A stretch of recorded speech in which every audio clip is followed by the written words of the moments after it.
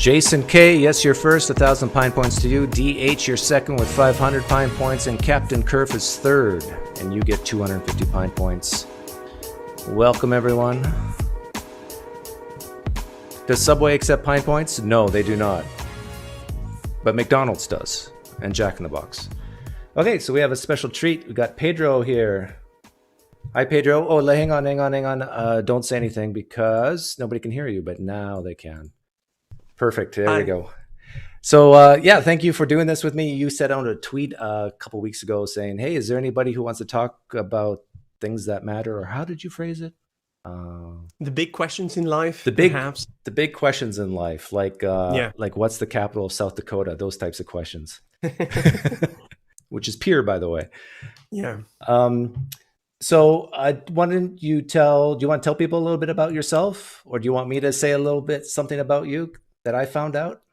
Yeah, you can, whatever you want, Doug. Yeah. Yeah. So I found a girl that you went to high school with. No, I'm kidding. Your claim to fame is you made the semifinals of the Spain's Got Talent? Yeah, the finals, yeah. The finals? Yeah. Oh, wow. So who did you lose to? So it was, I didn't know what was going on. It was such a beautiful moment.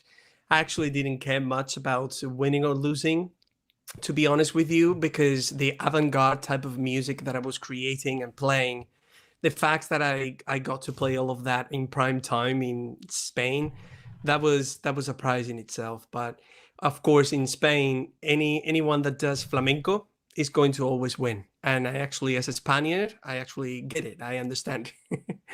So you're from Spain, but you live in the U.S. now. Yes. In Nashville, is it? Nashville, Tennessee. Okay. I watched a little bit of your channel, which I linked in the description. And yeah, you did some amazing stuff. Not only amazing stuff. I used to play saxophone when I was Oh, wow. Yeah, when the Dead Sea was only sick. And but what's unique about you is you do unique things. Like you know how beatboxers, they do the beatbox, but then they also sing behind it. You're the saxophone version of that. Some of the things you did.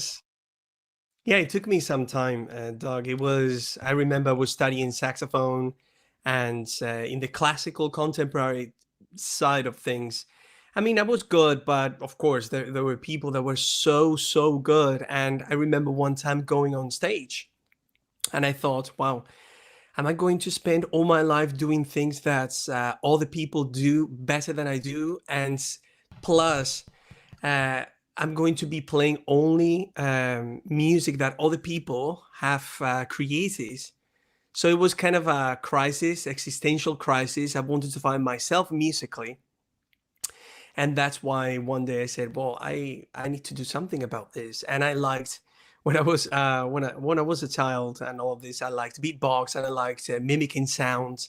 I like ethnic music, world music, and I love movie and video game soundtracks as well. Descriptive music that is actually describing something that we can perhaps tangibly understand.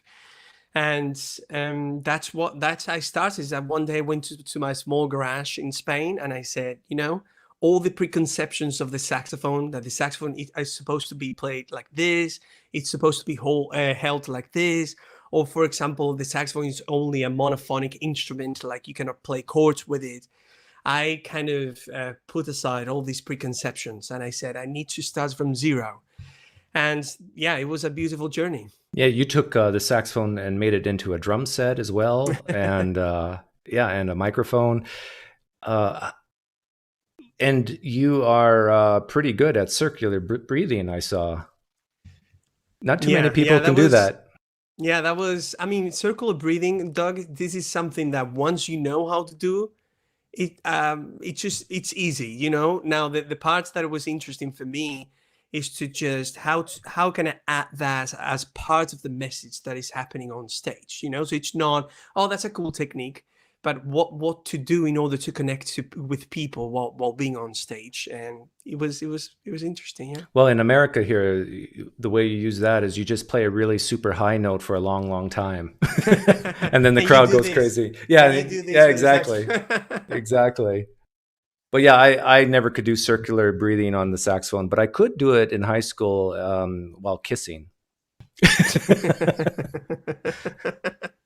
Let me guess. I'm going to guess your favorite saxophone is the alto for control, but the tenor for sound.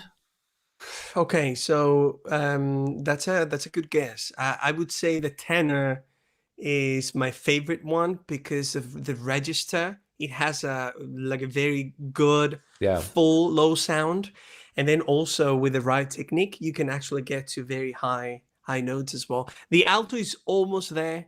The soprano is it's okay, but it has its moments, you know.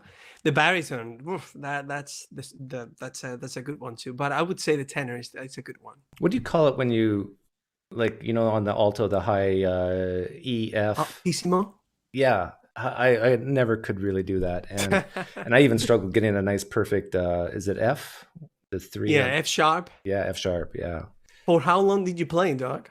I started playing in elementary school. I had a Russian band conductor, and he was super strict, and so he was good, strict but good. And so I played all throughout high school, and then I played in probably till I was 26, 27 in churches all across North America. Oh, nice. Because I moved. Well, I shouldn't say all across North America, but yeah, I played on the worship team in many different churches. Oh, nice. Yeah.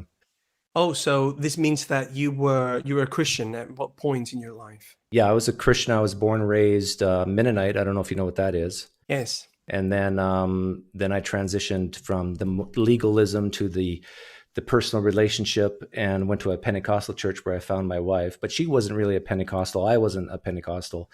But we ended up meeting in that church. Then we went to a seeker-sensitive church for a while, which is called the Willow Creek Model. Then I've been to Baptist for a little while. I don't like Baptist churches. And then I went to a Calvary Chapel. Then I went to few non-denominationals, and I ended up in a Presbyterian, Oh, wow. the conservative branch of the Presbyterian. I never was a Calvinist, but I love being around them because they give me a sense of security. And well, that means that you actually took it seriously, like you searched and asked questions, I presume. Oh yes, I was. I probably knew the Bible better than most Christians that I was around. I still read the Bible almost daily, even as an atheist. I was quite familiar with most of the apologetic arguments, but of course, from a Christian perspective, I focused in on the pros instead of the cons to each argument. Yeah. But which is usually actually, I mean, if that happens, it wouldn't be a fair approach to the arguments. In order to know that the argument is actually valid, or actually to the points that we could approach its soundness, in order to know that an argument is sound, at least one should know that there are many counter arguments that make the argument at the end better or worse. So definitely, yeah. Yeah, I think in order to truly understand what you believe and why you believe it, you should be able to give the opponent's side. If you were in a debate, that people would never have guessed that you're a Christian if you're talking like an atheist. They would say, well, wait a minute, this guy's a Christian? I thought he was an atheist, the way he could defend or knock down Christianity, however you want to put it. So, but yeah, right now I call myself an agnostic, both an agnostic and atheist. Not that agnostic is an adjective for atheist, but I don't believe any gods exist. I don't live my life like that's true, that a God exists, but I don't say that there can't be a God or there definitely is no God. I don't know. I am pretty much hard atheist when it comes to Christianity, though. I think it's Christianity, Islam, Judaism, Hinduism. In other words, I think all the religions of the world are wrong on their core propositions, but whether there's something more out there, I'm agnostic about that. Yeah. something to keep exploring. Yeah. Yeah. But I'm open to it. I always challenge people to, my marker in my life is a miracle. And texts don't do it for me. And I think for many people like me. And so I often say, like, are you familiar with 1 Kings 18? What? 1 Kings 18 in the Old Testament. Are you familiar with that No. passage? It's the part where Elijah is basically having a competition with the other prophets and their gods. And Oh yeah, okay. and then he pours water over the wood. Yes. Okay. And so basically, that's the marker in my life that would convince me that Christianity is true, or any religion. It really is. Take a napkin, soak it in water, and then don't even need the matches, but just pray in the name of Jesus to light it up. I'm not trying to fool myself. I'm not trying to trick myself. If that happens, my confidence would be raised to believe that there's a supernatural realm, and then I would investigate whether I would believe. But the then question is, do you follow it? Right? That's the next question. That's interesting that you mentioned in that case, because the type of miracle you're talking about is one that would kind of supersede the laws of nature, right? So that is exactly what happens. What happens in that instance, and it's that I'm actually learning or reading a little bit about this distinction from natural and supernatural, and how some thinkers are starting to say, or to use the term supranatural, so that to the point of just this dualism with supernatural and natural. It's like, at least for a Christian, those two things are one, but for the sake of a conversation, we divide it into two. But the worldview actually brings both together, and I think I found that conversation very interesting. But one thing I wanted to say, Doug, is that I applaud your initiative. I wish we had more opportunities in the world where people can come together, and that's what I do here in Nashville. I bring Christians and non-Christians together because if we do this only on social media, which, by the way, the internet is a good tool. Definitely, it's a very good tool. But these conversations that we can have together, when we have these conversations and people see us disagreeing, they can get two things. That's the potential about this. That's why I believe in these conversations so much. They can see, one, that we disagree, and second, that we disagree well. So therefore they can see, oh wow, there are people in this world I could have these conversations with. And hopefully when people see these conversations, they go home, or they're at home already, but they actually think, I think we could do this, or I can do this as well. I think it's a beautiful thing to do. Yeah, I'm very encouraged by these types of conversations. I had one yesterday. I don't know if you saw it, but near the end of yesterday's live stream, I talked to a presuppositional apologist type Christian. Are you familiar with them? And in my experience, those conversations always go badly. But this one went well. And I was like, whoa, this is great. I love having my stereotypes blown apart. And it's, this is part of the rush I get from doing these live streams and why I do them. It's very enjoyable. Yes. So you ready to talk about Jesus, or do you have more questions about me? No, well, it was interesting to know that you're a seeker as well. You're asking questions, and even in your period as a Christian, you kept asking questions. You moved from different churches and denominations because that means that you're a person that asks questions, and I appreciate that. Well, and I am married, and my wife and I, it's a struggle to find a church that you both like. Yeah. And also that is not too emotional and charismatic, or too rigid and dank and stale. And it's like, it's hard to find that balance. And so when I was a Christian, it was like, it's either too fluffy or too meaty. I wanted a bit of both, and it's a struggle. But go ahead. I was just going to say, there's probably a lot of people in the live stream chat who, besides knowing that you played saxophone on Spain's Got Talent, so what's your story? I grew up in Spain, and I grew up in a very, very cool family. We love each other. And but we're not believers. And Spain's a very secular country, and it's Catholic, but very, very nominal. So when talking about God, you kind of referring to something that finds its roots in tradition, or you think Right. about God and, oh, this is a relic from the past, you know? Um, my family, I grew up, with my uncle and my cousin are Jehovah's Witnesses. And so my father has had a very interesting journey through Christianity, Catholicism, and Protestantism. And then he became kind of I wouldn't say an atheist, apathetic about it. Apatheist, I don't know if that's a thing.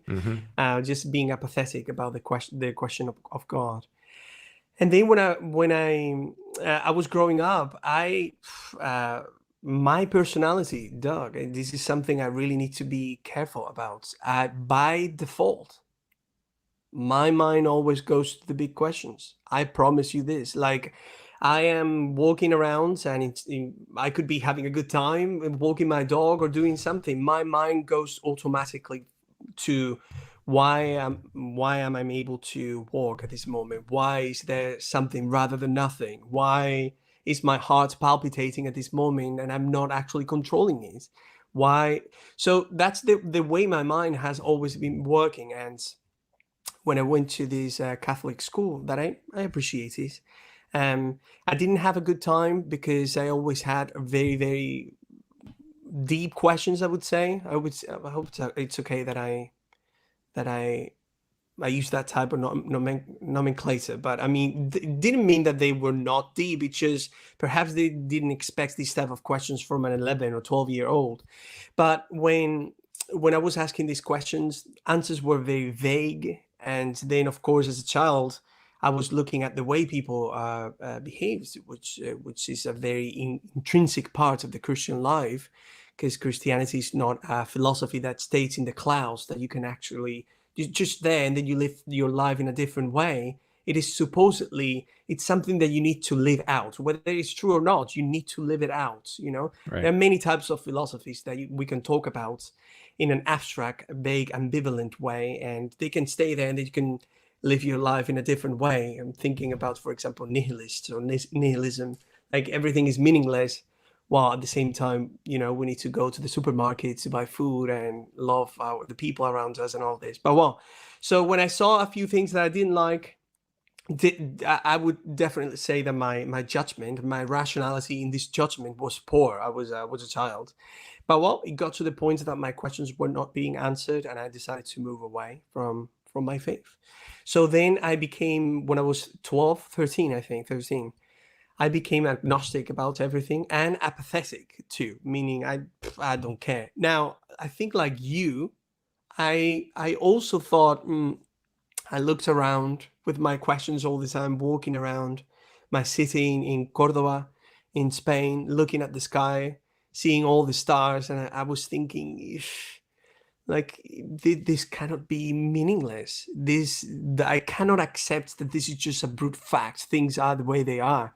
That is how far I could go with my thinking. And music was the thing, Doug, that gave me a grasp of something beyond myself that would allow me to escape from a world that tangibly I couldn't understand.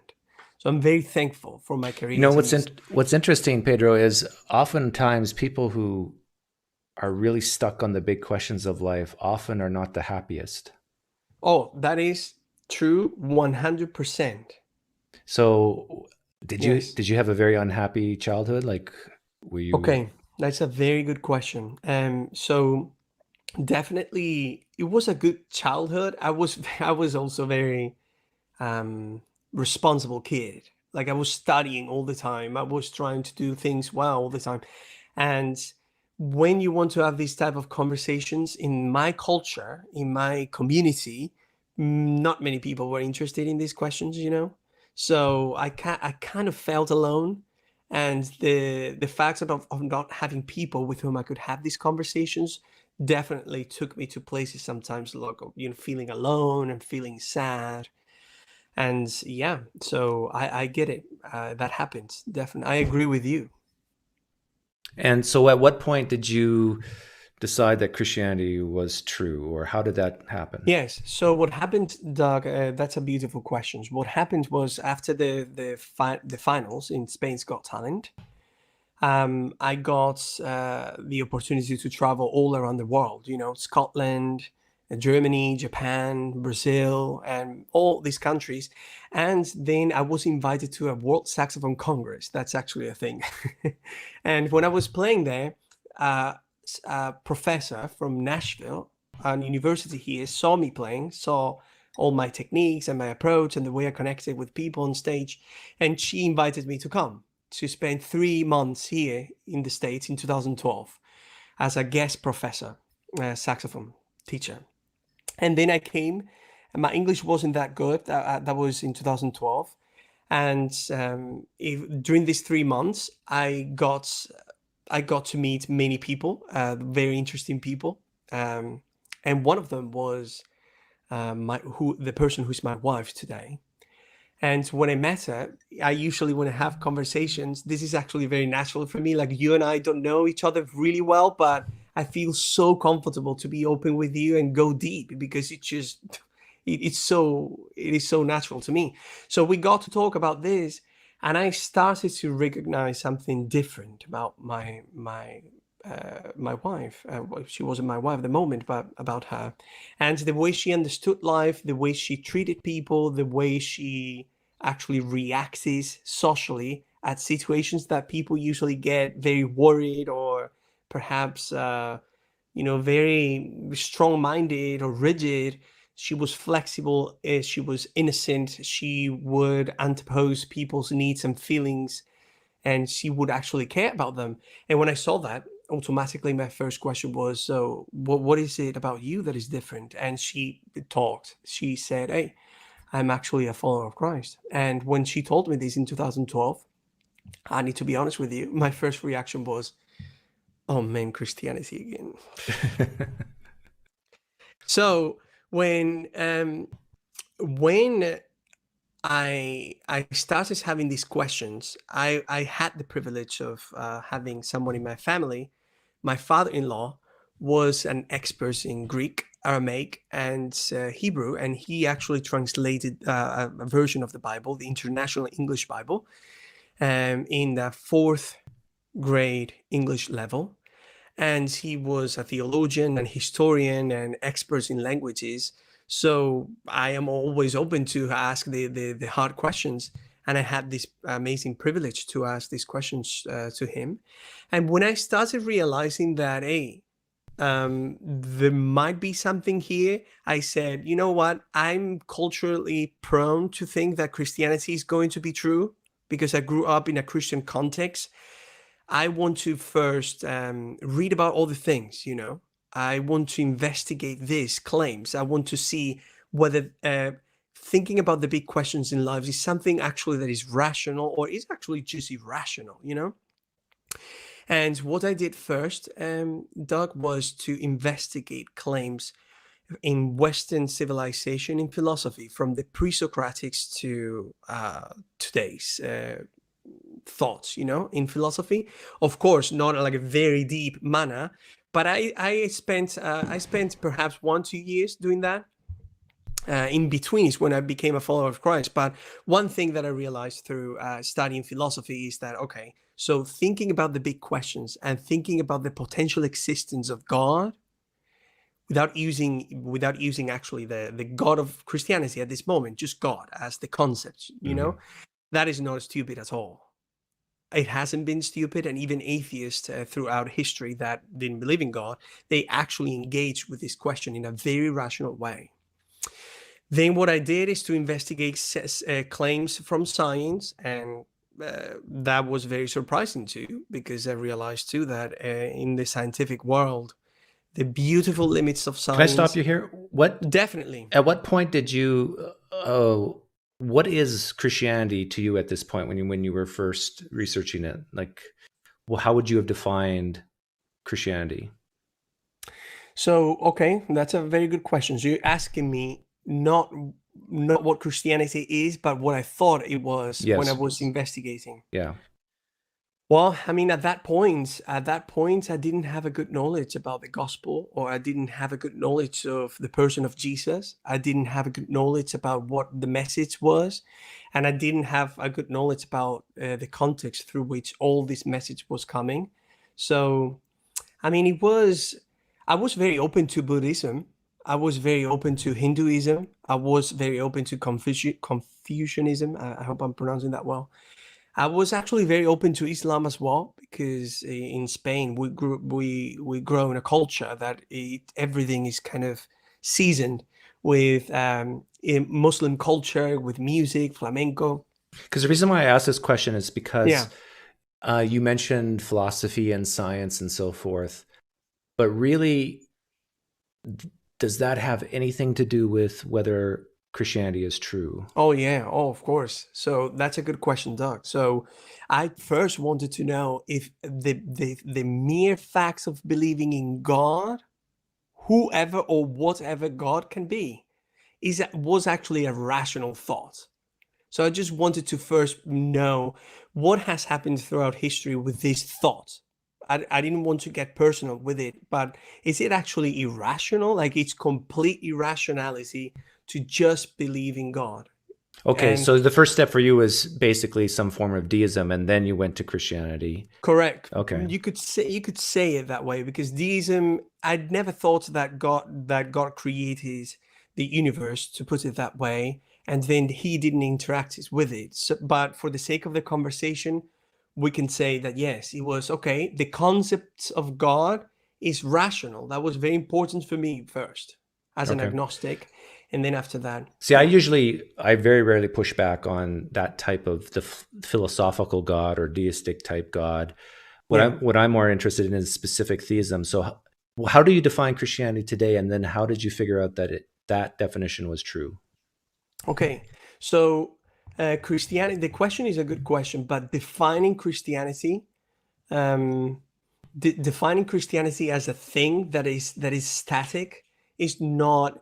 Christianity is defined more about what happened. It's kind of Right. more a relationship, but definitely Christianity is the message, or the gospel is that there is a creator beyond space and time that decided to create space and time and matter, and he actually ended up creating the world in which human beings existed. He also gave the prerogative of having free will to decide if these creatures wanted to have a relationship with him. It seems that at one point they decided not to, and in order to bring those people that have free will back to him, he decided to become a human and die on a cross, so that we could understand through humility and his sacrifice, we can actually end up being in communion with him. Okay. So Yeah. And this is that the part I'm really curious about with yeah. you is how did you figure out that a man 2,000 years ago was also a deity, a god, and died and rose again for your sins? Yes. So yeah, so finishing with the philosophy and all the science and all this, very interesting. I keep doing that. I love it. And what happened was that as soon as I realized that the concepts of God, the existence of God, is not actually irrational, like, it's a very rational thought that could be demonstrated throughout history, and it keeps happening in many different cultures beyond Christianity itself. So what I thought is I investigated different religious claims, and just to go directly to the point and not make it very, very long. What happens with Jesus Christ? So this is what happens. First of all, I realized that Jesus is a real person in history, according to scholars, and both Christians and secular scholars say that Jesus is a real person in history. I'm not a scholar, by the way, so but I trust them. Uh, I'm not a so scholar either. I just play one on YouTube. yeah, okay. So I trust them. So once I realized that this happened, then I said, okay, what about this claim? Okay, so Christianity has been around for 2,000 years, and for an idea to be alive for that long, that this means that this idea has something. at this moment. I'm not saying that it's good or bad, but there's something about it. It's 2,000 years, and not only is that an idea that has been around, but it has been actually changing culture for the good or for the bad. We can get to that conversation later. Of course, can we talk about this 2,000-year point you're making? Because would a religion that's older than Christianity, would you say the same thing, that there has to be something to it? Okay. Yeah, because this is evidence, Doug. This is evidence that there is something interesting about it, But does the age of the religion have anything to do with its veracity, whether it's true or not? No, not at all. Okay. What I'm trying to do here is to present you a cumulative case of what it brought me to actually believe, like the fact that there's this idea of Christianity being true for 2,000 years, and Christianity merging with culture and actually changing Western civilization, whether we want it or not.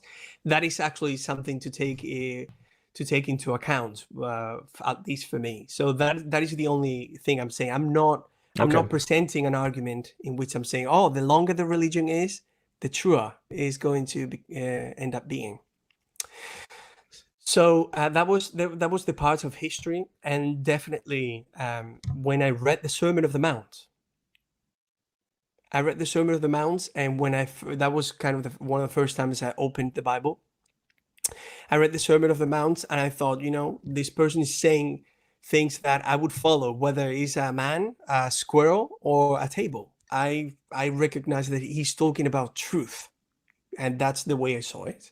Now, there was another very important thing for me, Doug, is I really don't understand death. This ties really beautifully for me with what I was saying about existential questions. Death is something for me I still actually struggle sometimes, because how creation, being alive, existence itself, and everything is bound to finish one day, even our lives. And then the fact that Jesus himself, the same person that was actually relating the Sermon of the Mount, is the same person that resurrected. It's just like bringing, and this same person was actually... Why do you believe Jesus resurrected? What? Why do you believe Jesus resurrected? Okay, so first of all... Because this is the real issue, right? This is... Yes, that's 1 Corinthians, yes. So let me finish what I was saying, and I'll get to your question. So when I realized that the person that was relating the Sermon of the Mount had the type of life that lived according to the Gospels, then he was actually equating himself with God and calling himself God. And then he actually resurrected and finished with the actual problem that creation itself has, not only us, but all of it. It was putting a lot of meaning in him. So that's why I decided to give my life to him. Now, the question is, why do I believe that he resurrected? With I would say that with Christianity, there are two ways to answer this. The first one is that I actually believe it happened.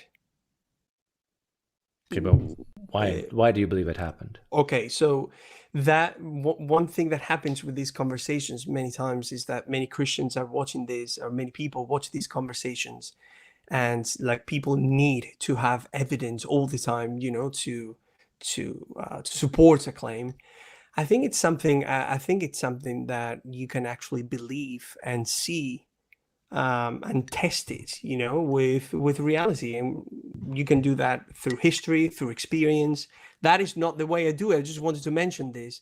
There is some evidence that we can collect through history and what happened with him, and of course the four Gospels and some of the mentions of Jesus throughout history, and how the apostles changed their attitudes, and how the concept of resurrection was new in a Jewish culture, and many other things that happened as well. And definitely for me, it's more experiential, because I think that death doesn't make any sense. Okay, there's many things running through my mind right now. Please. Yeah, please. You said that Jesus, he had this type of life. He said the things he did on the Sermon on the Mount. He Yeah. called himself God. Yeah. The first point I would make is, do we really know he even said those things? Or are Well, these records written decades after the purported events saying that he did? okay, so the secular approach to this answer would be in terms of number of manuscripts and how they have been taken care of and copied. And according to the linguistics and linguists and people that actually understand about textual criticism, we actually can. Meaning, what we have in the Gospels, it's actually the thing that was written. Yeah. Now, the parts that it comes to believing that what Jesus is saying, how do I know all of this? The only way I could answer this, or one of the ways, is talking about experience. That if Do you say other religions are wrong? Are you an exclusivist when it comes to Christianity? In other words, is Islam wrong? The core proposition of Islam, is it wrong? Is it false? yeah, that is a good distinction that you made there. So the core proposition is wrong. There's something very important about Christianity, which is, hey, every single human being is created with the image of God. Meaning, this means that every single human being is going to be rooted in some type of wisdom. Is actually wrong as a statement, wrong, and that's it. Wrong. Let's move on. I will never think that way. But then when you compare when you do comparative religion, and you compare the core basic principles, you cannot go through 7 heavens and then go to heaven at the same time. It's just propositions that don't match. The reason why I asked this question is I'm glad that you would say that the core propositions of Islam is wrong, false. I agree with you. But the reason why I ask this is that if I was to present to you, or if it were true that there were far more manuscripts for Islam than Christianity, that's not true. But if it were, would that mean that Islam is more likely to be true? I mean, the fact that there are many manuscripts about this gospel is something to take into account. But would it mean that it's more likely to be true? Well, in a cumulative case in which a person is actually very open to But just the manuscripts. If we're not looking at anything else, we're just focusing on the manuscripts. If we had double the manuscripts we have for Christianity, would Christianity be twice as true? If we had half, would it be half as true? If we had only one manuscript, isn't it like, if it's true, it's true, right? Well, okay. So, Doug, I mean, focusing on this only, I mean, we could do this, but saying yes to God is not something that only comes from textual criticism. So in the example that you're giving to me, just for the sake of the conversation, of course, like if we have, instead of 52,000 manuscripts, we have 100,000, would that mean that the truth has become truer? I would say no. Yeah. Meaning. We're agreed. And I'm just saying this to bring up the point. So often I talk to Christians and they want to bring in so many different things. And I like to focus at one thing at a time. And we're agreed that the number of manuscripts really doesn't tell you whether it can tell you whether they've been copied accurately, or precisely from one manuscript to another. Yes. But it doesn't tell you if the very first manuscript that things came from, or the first few manuscripts that things came from, was true to begin with. Something that's false, that's copied 1 million times, all those manuscripts are still false. So that's one point. And you mentioned that Jesus called himself God and so forth. Have you heard me do my flying man thought experiment? No, and whatever that experiment is, I want to be part of it. But okay. Before we go to this, if you allow me, Doug, because we finished that conversation about textual criticism and history. According to what we know, actually the manuscripts were very, very, very, very close to what we have today, to the point of the percentage is really, really, really high. So I guess what you're saying is that the content, I mean, what we have is actually what was written. Now, whether the content is true or not, that's the conversation you were Okay, perfect. Yeah, Yeah. I actually disagree with that. I think you're referring to people like Gary Habermas and so forth, what they say. But I disagree with them because I think Okay. the very first copies that we have are probably in the late first century, and we don't have those, but they probably were written in the first century, and nobody knows what those said. Mm-hmm. And so, but anyhow, that's beside the point. We do, Bob. The flying man thought experiment is basically something that I came up with to show whether one is consistent in their beliefs about certain claims. Let's do it. I want to experience this. Challenge me, please. So I have an ancestor, great great great great great great great grandfather, who said that he is God in flesh. Okay. Mm-hmm. Now, if that's all we knew at this point, that there's a claim that my ancestor was God, I don't believe that's true. How about you? If that's all you know at this point. Okay, so I mean, this reminds me of these small stories of in philosophical. How do you call these? These dilemmas. I mean, yeah, these points. I would say, yeah, I need more. I want to know good. More. Me too. Me too. So you and I, we hear this claim. We both agree that just because someone calls himself a god doesn't mean they're a god. It doesn't matter when, if it's yesterday or 2,000 years ago. Yes. You and I both don't believe it. And then I go into my attic and I come down. You're visiting me at my home, and I show you this book that it runs in my family line, and we open it up, and there's a creed of sorts that says that that my ancestor, not only that he claimed to be God in flesh, but he could fly. In fact, he ran to the edge of the Grand Canyon and he just took off and flew, like unaided, no plane, no nothing, he just flew. And it says that he flew in front of 500 people. In this book, it says that. And it says that he flew in front of 12 of his closest friends. And finally, he flew in front of a guy named Myron, who actually wrote this document that we're reading. Mm-hmm. I don't believe that my ancestor could fly based on that. How about you? If the final objective is to analogically compare this to Christianity, it is. I think the experiment is. I don't know if it's going to be successful, but I'll just play with you, and definitely I would say, okay. I have a few questions about this context already, but I'll play with you, and I would say, well, I want to know more about this person. I still don't believe that this is true. Okay, so this is all we know at this point. So all my cards are on the table. The point of this thought experiment is to separate the cumulative case out. Okay. And look and laser focus on one thing at a time. Yeah. So just because someone claims to be God doesn't make it so. I mean, we don't believe it. Just because there's claims of people seeing it happen, we still don't believe it. Now, we're not throwing that stuff away. We're keeping that in our brains.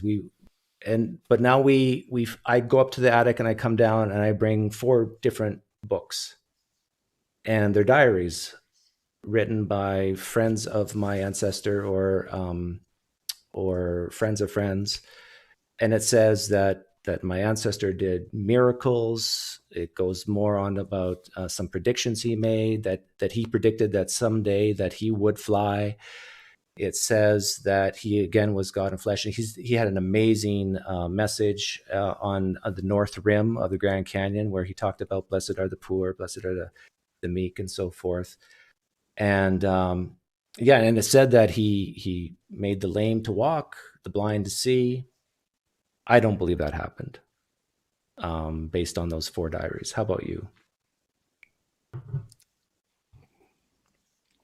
I don't know. I'm puzzled because I'm trying to work with you and see how analogically this would compare to Christianity. Man, I just don't see it. So far, I have said almost exactly the same thing the Christian books say, right? Oh, well, now not complete. I'm not. I agree with you. I haven't given all the other stuff yet, but each step of the way is mimicking Christianity, is it not? No. 4 Gospels, 4 diaries, a creed in 1 Corinthians 15, a creed for my flying man. The claims are the same. Yeah. I mean, if there were a case that was similar to Christianity, then I would say okay. But in this thought experiment, um, it's hard for me to play it because I mean I'll play it with you, but at the end, if you want me, please push me because I want to ask you questions about the thought experiment and things that are being taken for granted at the level of existence and at the level of rationality. But Like we could go on. I could tell you that there's claims that his friends, even their life turned around and they died for their belief. And why would they die for a lie? I still think that you and I are not different. I think you and I would look at these texts and look at these claims and say, you know what? Sure, some of this could have happened. Maybe these lives were changed radically, and maybe some of them truly believe that my ancestor flew and were willing to die for it. But do we really believe that my great-great-great-great-grandfather could literally run off the cliff and start flying around? And I really don't think you and I would believe it. I don't. And so this is the point I'm making with the cumulative case, that when you focus in on each point and we just add it on, I don't think it shifts us when it comes to the flying man. I appreciate the thought experiment, Doug. I really do. But let me tell you, please, actually, when I say something you want to actually push, challenge or something, say, hey, Pedro, give me a second. Okay. I got permission. Well, yes, yeah. No, definitely. But I would appreciate if you just let me finish the thoughts. And of course, you've been doing this all the interview. Just definitely perfect, man. The problem with me is, with this case, is in order to build an analogy that would work with Christianity, for me, we need to start with the question, why is there something rather than nothing? In this example that you were giving me, there are people, there are books, there is a society going on, there is subatomic particles playing with each other. There's some subatomic particles that come together in order to create in such way human beings with rationality, people that are aware of their existence and they can think actually about their future and their past. We need to also think about what happens with Christianity itself, which the way it started all with Judaism, and before Judaism, and how God in the culture in which it surfaced, it was a God that it wasn't a thing, but it was a thing that it was tangible. There was something that was besides or beyond reality itself. So then after this, so go ahead. I think I know where you're going with this, and in this thought experiment with the flying man, God exists. He created everything. He is real, but God chose my ancestor in this hypothetical to fly for a greater purpose. He gave him the power to fly. Well, he gave himself because he was God in flesh. So all those points that you're making still exist with the flying man thought experiment, but I think you and I would still say, nope, don't believe it. Well, so it would be the same. Then my question would be, how is it possible that there's only one book written about your ancestor? No, there was question. 5. I told you about 5, 4 diaries. And then I told you about the Creed, which was in a separate book. I could paint the picture very similarly, if not exactly, to Christianity. And I think if we go very slowly through each one by one, each part of the cumulative case, I think there might be a point where you and I would separate and you would say, oh, actually, I believe that your ancestor could fly now. And maybe there would be a point where I would too. But what's interesting is I think that we are very much the same. Our skepticism is high, and we just don't view that type of evidence as sufficient for that type of claim. Okay. Well, That is, I hear that. Now, again, Doug, a thought experiment is the objective of this thought experiment is for you to bring me to the conclusion that analogically, this thought experiment and Christianity are the same. And this cumulative case can be used in order to undermine the Christian faith, but not only the Christian faith, but perhaps even any claim that would be similar to this one. But the problem with thought experiments is that once we stop them and we go back to reality, there's only one Christianity. And that's why that thought experiment wouldn't work. Because here's the thing. If this were true, if this actually were true, your great-great-great-great-grandfather was able to do this and these books and all of that, as a human being, I'm alive. I'm asking questions. I am wondering about the reason why I wake up in the morning and why do the reason why I exist. Sorry, I lost my train of thoughts. Again, when I put all this evidence together that you put in together about this person, and then I bring together analogically the Christian faith, I don't see how those two match, because this is what I wanted to say. There's no case like Christianity. Like, there's no case like Christianity in reality. So that's why I think that thought experiment, as useful as it can be, it doesn't actually end up being analogically. Let me push back on that comment. There's no case like Christianity. Does uniqueness make it more likely to be true? Like, when you say there's no case like Christianity, I'm hearing you say, well, Christianity is unique in its claims. Yes. It's unique in a lot of things. But couldn't we say that, at least in some respects, all religions have some type of uniqueness? Oh, yeah, definitely. But the thought experiment, Doc, was actually bringing an analogy about... So what I'm doing with the thought experiments is actually saying, hey, what if, Doc, this thing that you're talking about were true? And it was exactly the same story, like 1,600 years of this book being written with a progressive narrative that is talking about reality this way. And so if that existed too, and we had the same evidence for it, and we haven't talked about this yet, but the experiential level of it, if we had the same, then of course this thought experiment would be good in reality. But since it's not true, then I cannot see how analogically would lead me to this. Okay, so we are agreed that my thought experiment isn't true, but we're disagreed on whether Christianity is true. Correct. The purpose of the thought experiment is to bring up that inconsistency I'm perceiving in you, that you would not believe a similar claim, at least when you look at it individually, claim by claim, based on that same type of evidence for the flying man. And I'm wondering, why is that? And I think you already mentioned it, and you mentioned experiences. Yeah.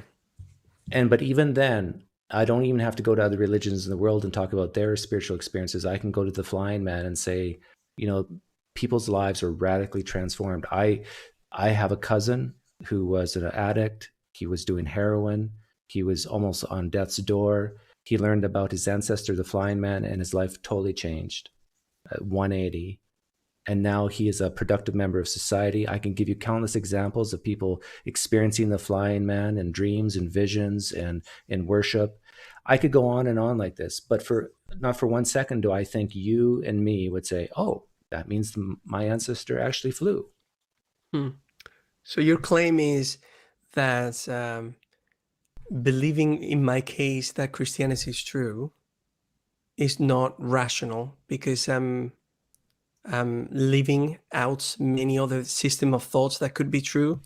Is that what you're saying? I just want to understand. I'm not saying that you're irrational. What I'm saying is, I think that this thought experiment brings out inconsistencies in you. I see. Okay. And so the question is, if this evidence for the flying man actually existed and you did not believe it, and yet you believe Christianity with similar evidence, if not exact, that would be an inconsistency. And I think when I've done this thought experiment to other Christians, what they're forced to say in the end is, well, if at the end of 3 hours of going through each piece of evidence for the flying man, I guess I would have to believe in the flying man. Because if they say they didn't, then they basically have to say, well, I don't believe that Jesus rose from the dead either. Yeah, I mean, if you accept the thought experiment, you go through it till the end. Perhaps you could say that, but when it comes to coming to reality and seeing what actually happened, the thought experiment falls short But from what my that's perspective. this is the real question though. What actually happened in reality? And I would submit we don't know. Okay, that's the way you see it. Yeah, well, I would even go further and say that it is more likely that Jesus didn't rise from the dead than Okay. did. Okay. And Well, why do you think that? I'm actually interested in hearing and learning. for the exact same reasons that the flying man example has shown, it's the prior probability of a man flying is so incredibly low. Hmm. There's no logical contradiction in it. There's no logical impossibility. It could have happened. But the prior probability is so low that you would need an enormous amount of evidence to overcome that in order to believe that my ancestor did fly. And that Hmm. same holds true with the evidence we have for Jesus' resurrection. So So in terms, Doug, in terms of probability, for example, I know that sometimes it's just difficult to choose a number. So, yeah, by the way, that thing that you just shared is incredibly fair. I mean, it's so fair because, yeah, definitely. I mean, you were talking. I smile a little bit because you were talking about the prior probability for the resurrection of Jesus. And definitely, we can also talk about the prior probability of existence existent, yeah. or prior probability that the universe is the way it is and not different. But now, so throughout the conversation, it seems that miracles or something that deviates. I don't know if it's fair to put it this way, or to actually to supersedes the laws of nature. It's actually it should be actually carefully discerned, right? I agree with you. Now my question is for you, in terms of evidence and probability for Christianity to be true, where is your number? More or less like zero? Is there something that you see that has happened No, I throughout wouldn't say history? zero. I would say Okay. it's non-zero, but it's still so incredibly low. Uh, you can believe a God exists. You can believe that Hmm. miracles are possible, and still say, as a Christian, I think that the prior probability of someone being raised from the dead is low. Like God is not in the business of raising people from the dead left and right. Like, Yeah, let that me is true. let me ask you, how Hmm. many people in history, just a guess, do you believe rose from the dead? Okay, so that is a very fair question. The After prior several days, let's probability. say. What? After several days, let's say. I'm not talking about someone who has Oh a yeah, heart yeah, attack and is dead for 10 yes. minutes or whatever. Yeah. So I wish I had all this knowledge of the world that could keep track of every single case of every single human being that has lived throughout history. The case for Jesus, one of the reasons why it seems more probable that he resurrects, and I'm explaining it this way for the sake of the conversation, but I believe it in my heart to be true. Now I'm leaving this aside if possible, just for the sake of argumentation and evidence. It's just because of everything that happened after it, and actually what this resurrection means for so many people, and actual people's changing their lives today because of this event that happened 2000 years ago, miles away in first century Palestine. So the probability for something like this to happen in history is actually as well very low, but it's actually happening. So Like Craig Keener has a book of miracles, and I think some of them he has listed people who have died and rose from the dead. yeah, I'm not sure if you're familiar with Craig Keener. I have heard about him. Yeah. Yeah, so he has a big, thick book on miracles. Yes. Yes. Uh-huh. So let's say there were, I don't know, 20 resurrection claims in that book from Christians today, contemporary miracle claims. Do you believe them? Well, that is a good question. The first thing about Jesus that is special is that he called himself God. And John, for example, used the term logos as the principle of creative order. From first time this was used was Heraclitus, the pre-Socratics. And there are many things about Jesus, the way he lived his life and the way he talked to people and the way he But I'm treated asking you if people. you believe that the claims when, like, there was one specific claim I remember where some person was playing with a snake in Africa, died. They took her to some Christian pastor, priest, or whatever, prayed for her, and it was like, oh, I think about a day later, because they had to go travel, and she came back from the dead. Now, my question for you is, do you believe that actually happened? Well, I cannot believe about that as soon as I see it, because I actually agree. In my skeptic heart, as agnostic, that was the way I found Christ myself. It started from skepticism, meaning a healthy skepticism that we all should have, which let's ask questions about this. You know? What questions would you ask? Well, the first question is, resurrection is something that usually doesn't happen. We agree with that, because if it would happen, then we would see people resurrecting all Right. all the time.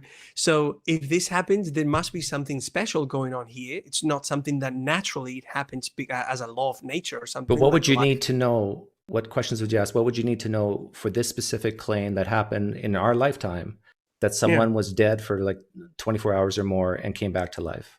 What would you need to know? Well, it would be very interesting to see, for example, sociologically around in the community, in their city or states, and the history of it. If this person has a history of claiming doing miracles or something, like, this is not just an event that I would say, okay, it happens, then okay, I want to see if it's true. If this is true, this means that this person supersedes the laws of nature. Which, by the way, I don't think that you destroy them when a miracle happens. You just supersede them. But that's a conversation for another day.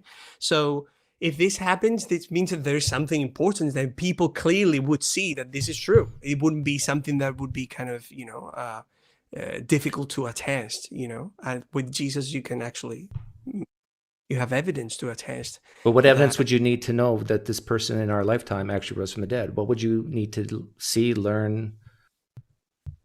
First, I would like to, for example, first I would like to see that this is a real person. That's for sure. And how would you do that? Ways to do this. If I can have a life experience with this person, I would definitely do that. I would have done that if Jesus was alive, by the way. Okay, what you just said is a great point. Physically, which is a great point. But now, because you can't do that with Jesus 2,000 years ago. Okay, so this is very cool, Doug. Throughout history, this is why we need to talk about reality too. We talk about many characters throughout history that we haven't experienced, that we believe that they're true because of a few manuscripts that we know about them. This has happened before, so there's not only one way to attest that a person has been alive. That's what I'm trying to say. Now, if I could, definitely I would go to this person, I would ask him, I would see if it's true. And of course, something that we shouldn't forget, I would like to focus on the intentions of the heart, because if I'm comparing Jesus with other people, I would like I would like to see if the claims match up to what we know. That's where we're different. I agree with you, everything you've said. I would want to see if this person actually exists, and then go see this person and talk to this person and so forth, talk to the person who performed the miracle, talk to other people, all of which we can't do for Jesus. But where we deviate, what did you say? There was something the motivations. I could care less about the motivations. I'm just curious right now about the claim. Did this person rise from the dead or not? Can we verify this? And you and I are the same. We would want to go investigate for ourselves, or if we had lots of money, spend time with these people, see if we can duplicate it, see if we can see at least some of the other miracles that this person is performing. Ask questions like, well, how do you know the person was dead? And maybe they were just a very low pulse rate, and because they got bit by a snake, and maybe that just brought their pulse down, and that person was alive, but they just thought they were dead. Did they have machines to figure out whether the person was dead?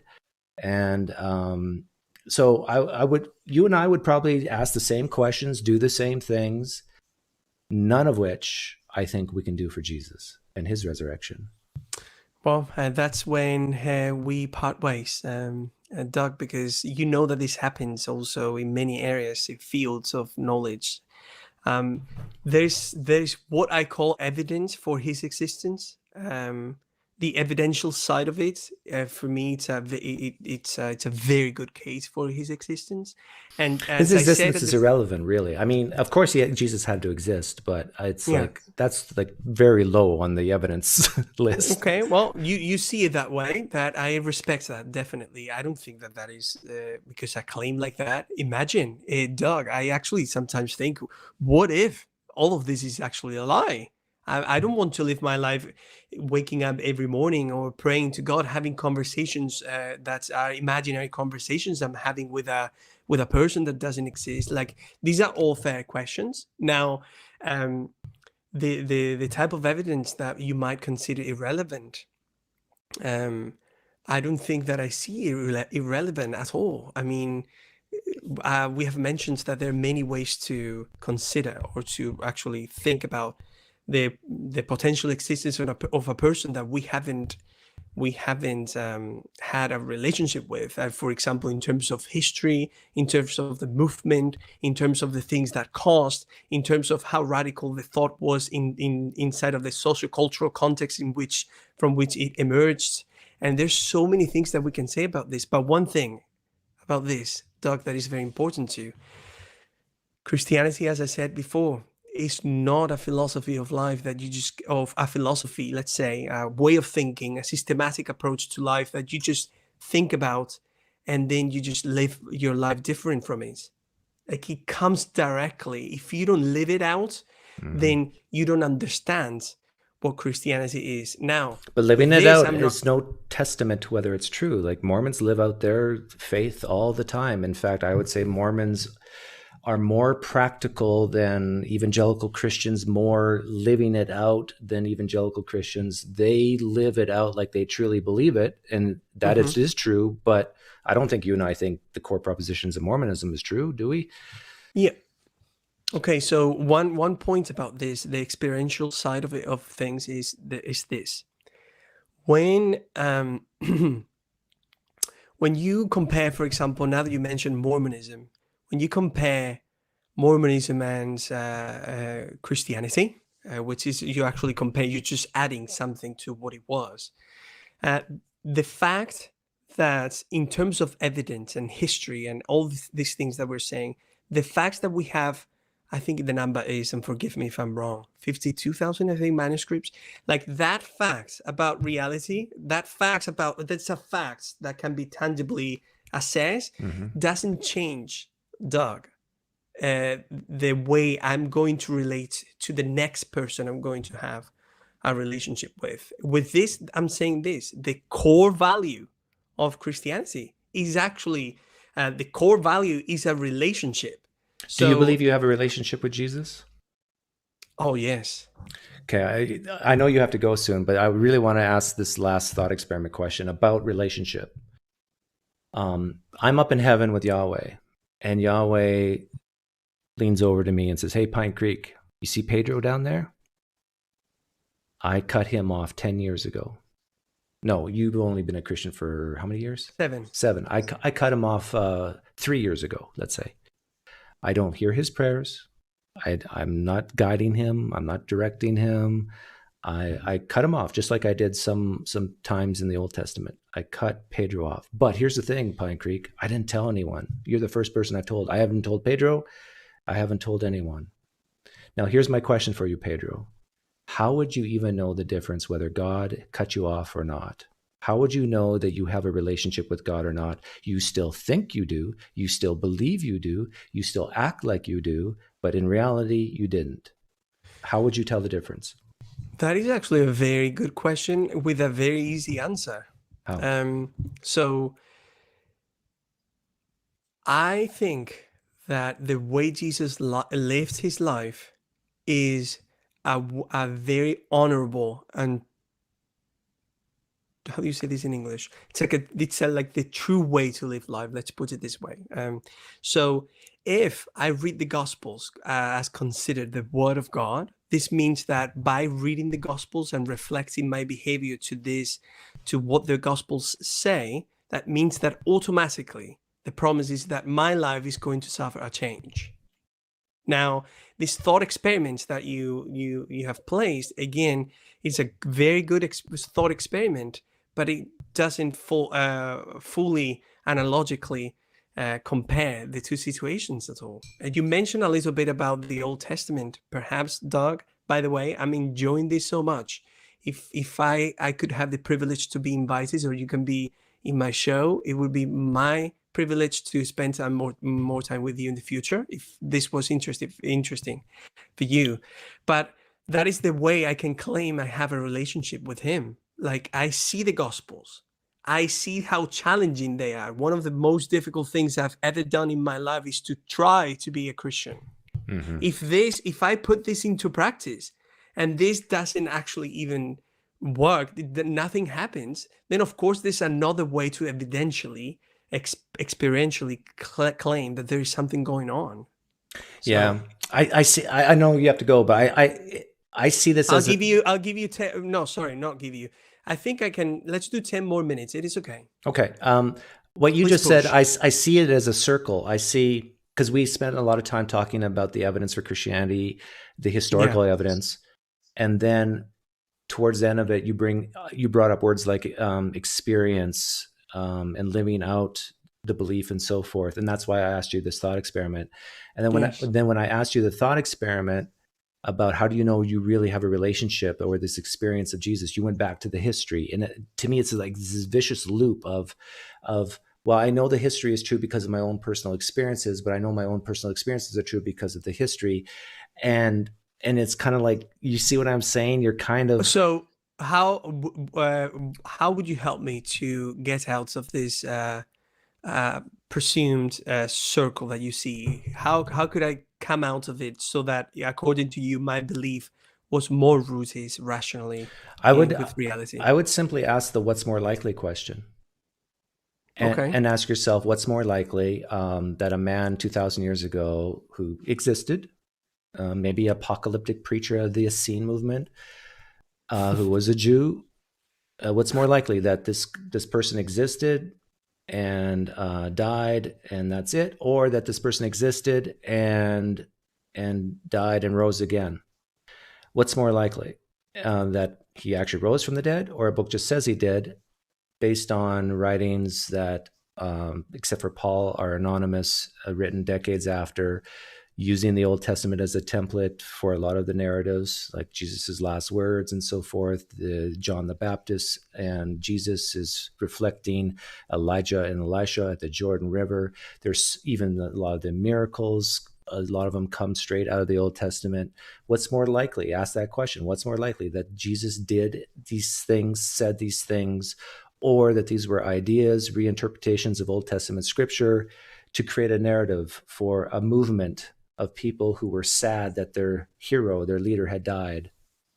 I think the what's more likely question is a powerful one, because when it's applied to the flying man, you and I are dead on agreed. But when it comes to Muslims in the Quran, Christians in the New Testament, Jews in the Old Testament, it's like, then all of a sudden everyone disagrees with Pinecreek.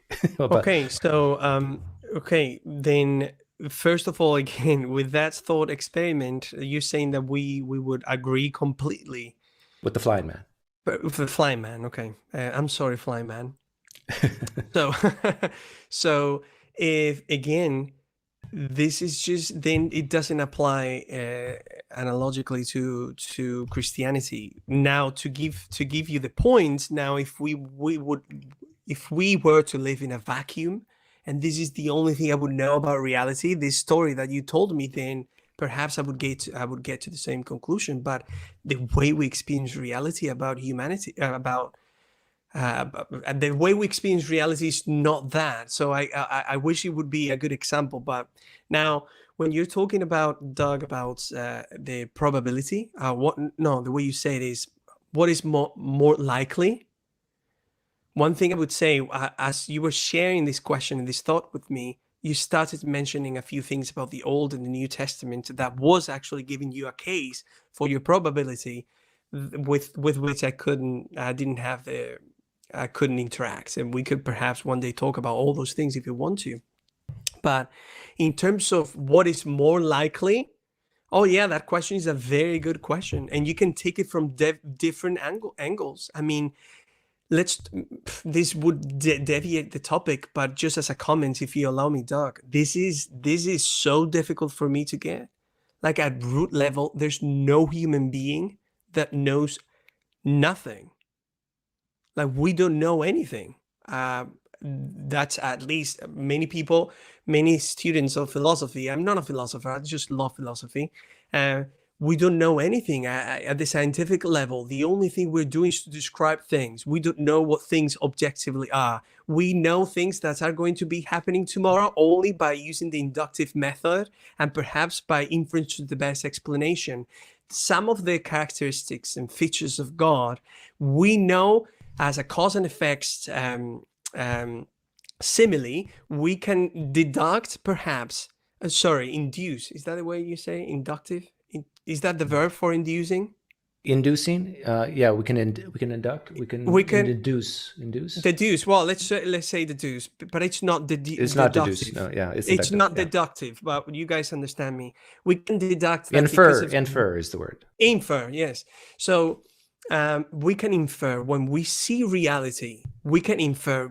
Okay, the way the mind works, like creation. Okay, it could be a creator, but for example, the things that I know about God, Doug, and I don't have any problems to say this to you. Some of those things I don't know because I came to those conclusions myself. So they had to be revealed to me. If not, I wouldn't have known it.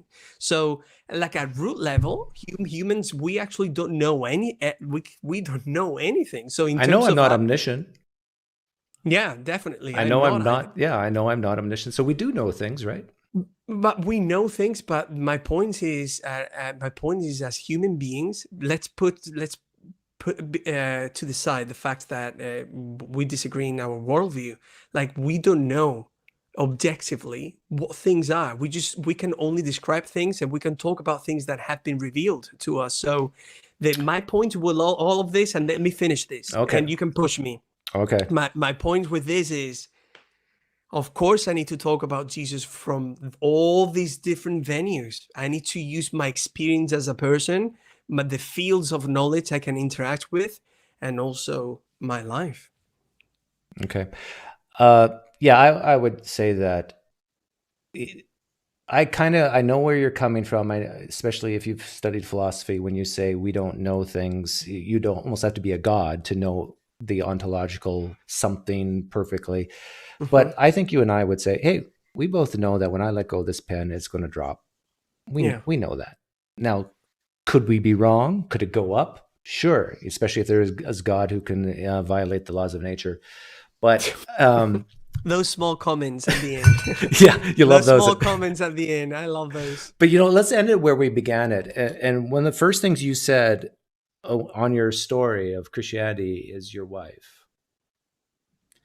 You talked about your wife, and you had these big questions about this, maybe deism and so forth. Do you think if your wife would have been a Muslim and she came from a Muslim family, you'd be a Muslim today?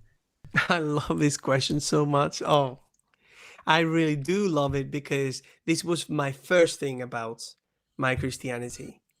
Like I still think about this, but I find so much peace when I realize that there are people that are way more intelligent than I am that came up with the concepts of genetic fallacies, so that I know, even though I got to Christianity through, which is by the way very gospel-like, through a person, the way I got to Christianity in my life doesn't change the claims of Christianity. True. At all. So, but I asked you, do you think you'd be a Muslim today if your wife would have been a Muslim? Who knows? I mean, the way I did it was I investigated all. Oh no, sorry. What I meant with this, in Spain, we are very we usually exaggerate the way we saw. I didn't investigate all claims for religions, but I tried to investigate as many as I could. So I would do the same, and perhaps in this, if Alan Guth is right about inflation theory, and there are many multiverses and infinitude of cases there, perhaps in another universe, my wife were Muslim, I would have become a Muslim. I cannot answer this question to you at this moment. The way it happened, though, is that the evidence actually helped me and supports the facts that Christianity is true for me. Yeah. Can I summarize my take on you at risk of offending you? Oh, but please. Okay. That's why we I'll have do conversations. I'll do it quickly. But I see, when I hear your story and when I see you and listen to you talk, I see someone who from a very early age struggled with this type of existential angst. It's like really those big questions. Why are we here? Why is there something? What about death? Is there something more? Why do I get up in the morning and then go back to bed and get up in the morning, go back to bed and just do stuff in between?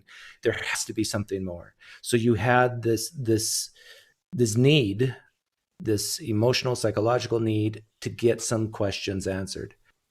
Fast forward many years, you meet this beautiful woman. I'm sure your wife's a beautiful woman who happens to be a Christian. The Christian worldview does answer these questions, and they answer these questions in a way that you found satisfactory. And then it just happened to be that your wife's father was an apologist and could answer. A Bible translator. Yeah, Bible translator could help you with some of your questions.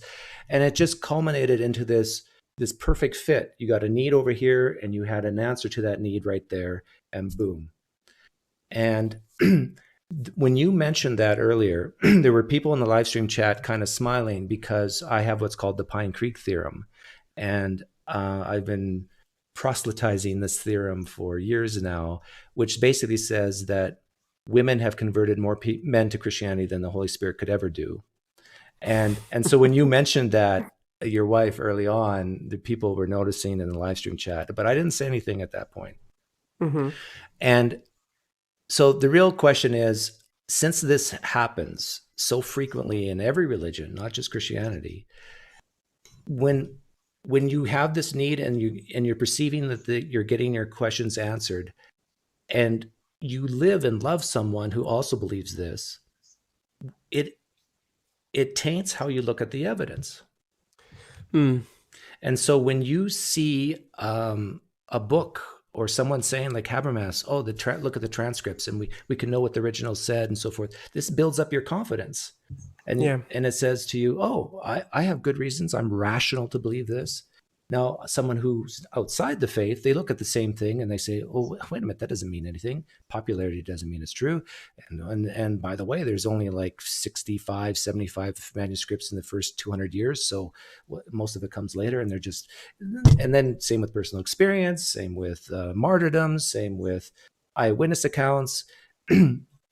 And so it gets to the core of why do some people see the evidence as sufficient and others don't? And that's where what really separates me and you is. So let me apply the Pinecreek theorem to you. If we did a psychoanalysis of your life since you were a kid till today, do you think that we would get to the conclusion that would lead us to the conclusion that it's natural that you are an atheist? Oh, sorry, you said agnostic. I'm both. I call myself both. But perfect. My wife is a Christian. Okay. My family's a Christian. My life would be so much easier if I could force myself to believe Christianity is true. Okay. Raising two kids with different worldviews is not easy. Yeah.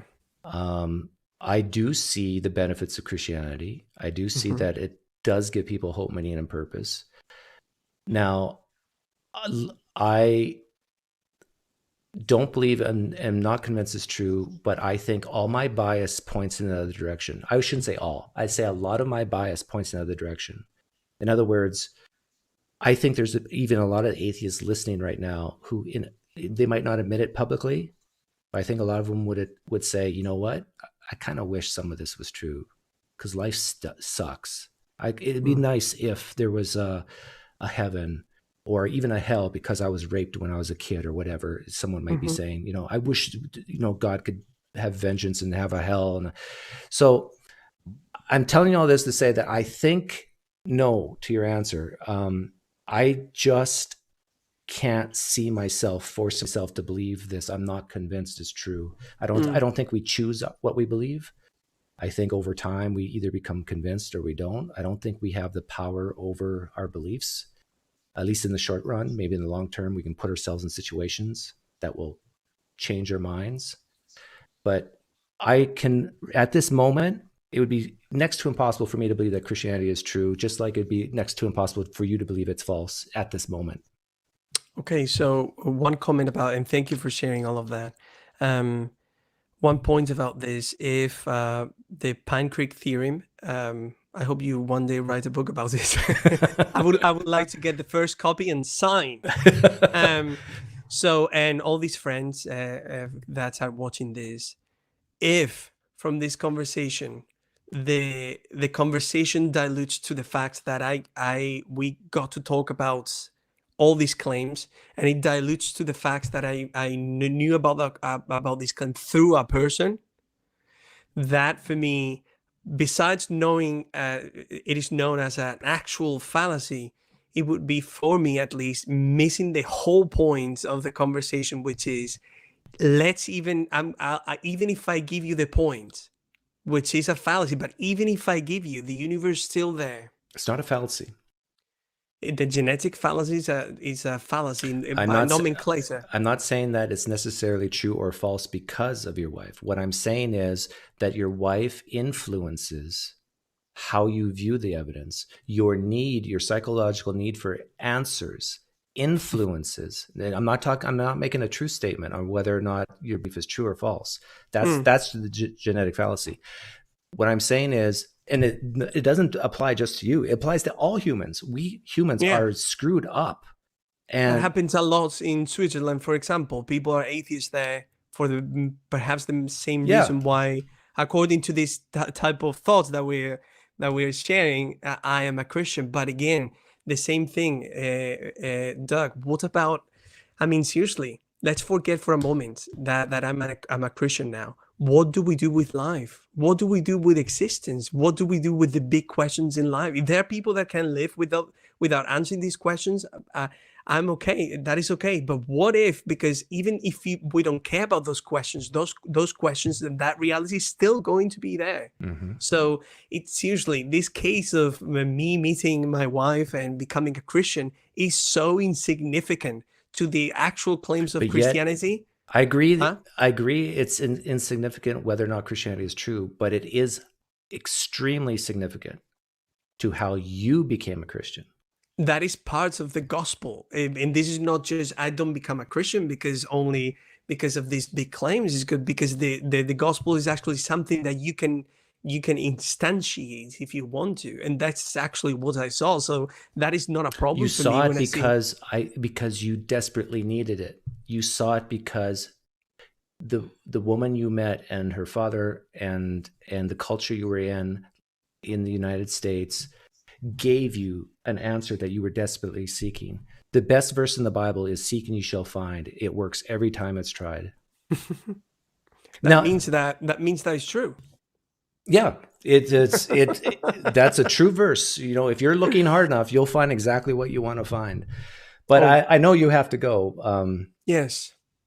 But it's been fun. Yes, it's been fun. I appreciate this, and I appreciate these conversations so much. And hopefully, and if this is a possibility, we'll love to keep spending time with you and tackling all the questions in the future. Yeah, let's keep in touch. Thank you very much. Take care. Bye. Bye.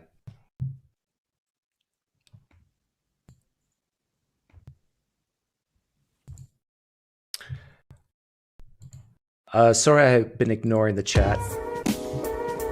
I saw Chet in the live stream chat. Chet in the chat. Welcome, Chet. It's been a while.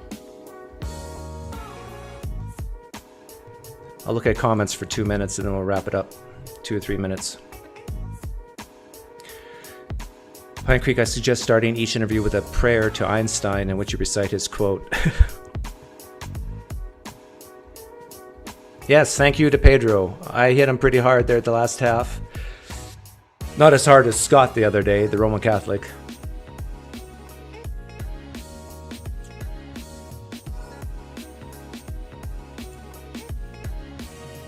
I hope Pedro was not offended by the Pinecreek Theorem.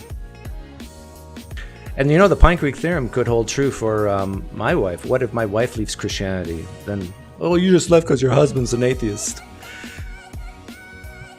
Yeah, Pedro's a nice guy. And you should go to his channel and watch him play saxophone. He's amazing. His channel link is in the description. He was the finalist in Spain's Got Talent. Doug, please host a Life of Brian viewing party. Nah.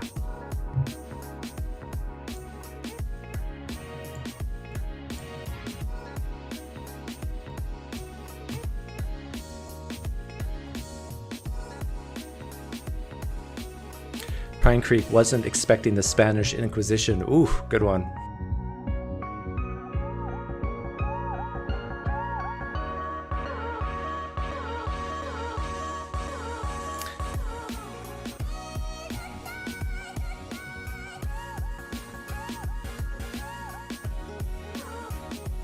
Derek says those benefits aren't unique to Christianity or theism, though.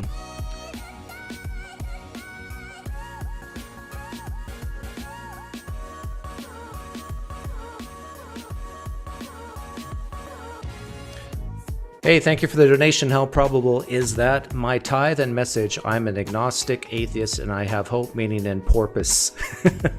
All you need is a large tank.